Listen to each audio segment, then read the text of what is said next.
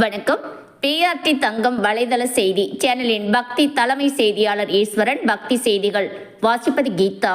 ராணிப்பேட்டை மாவட்டம் ராணிப்பேட்டை அடுத்த சிப்காட் சோலைராஜா நகர் அமைந்துள்ளது. இங்கு ஸ்ரீ வித்யா பீடம் அமைந்துள்ளது.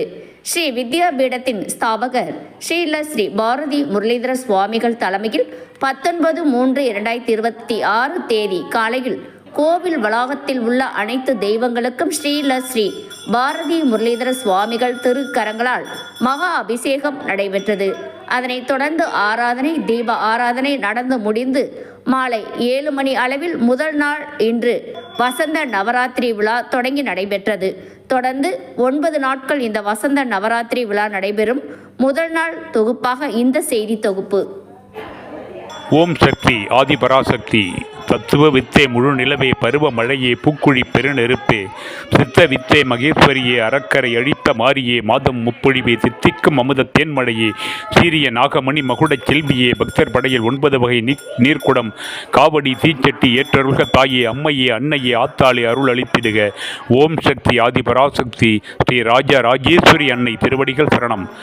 ஆன்மீக மெய்யன்பர்களே, பக்த பெருமக்களே, நம்முடைய அருள் தரும் ஸ்ரீ வித்யா பீடத்தின் சார்பிலும் இந்த பீடத்தினுடைய குருஜி ஸ்ரீ பாரதி முரளிதர சுவாமிகள் அவர்களுடைய சார்பிலும் உங்கள் அனைவருக்கும் இனிய வசந்த நவராத்திரி திருநாள் நல் வாழ்த்துக்களை தெரிவித்துக் கொள்கின்றோம்.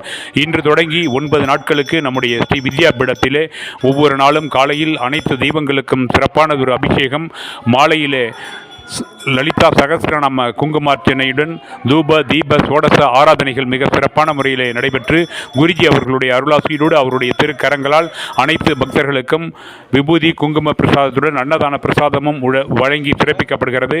ஒவ்வொரு நாளும் நடைபெறும் இந்த வசந்த நவராத்திரியிலே அனைத்து பக்தர்களும் தவறாமல் கலந்து கொண்டு சிறப்பிப்பதோடு தங்களால் இயன்ற பொருளுதவியை, அதாவது இந்த பூஜை பொருட்கள் மற்றும் அன்னதானத்திற்கு தேவையான பொருட்களை தாராளமாக மனமுவந்து வழங்கி இந்த சிறப்பானதொரு பூஜையிலே கலந்து கொண்டு எல்லோரும் பயன்பெற வேண்டும் என்று ஸ்ரீ வித்யாபீடத்தின் சார்பிலும் குருஜி அவர்கள் சார்பிலும் உங்கள் அனைவரையும் அன்புடன் வேண்டுகின்றோம்.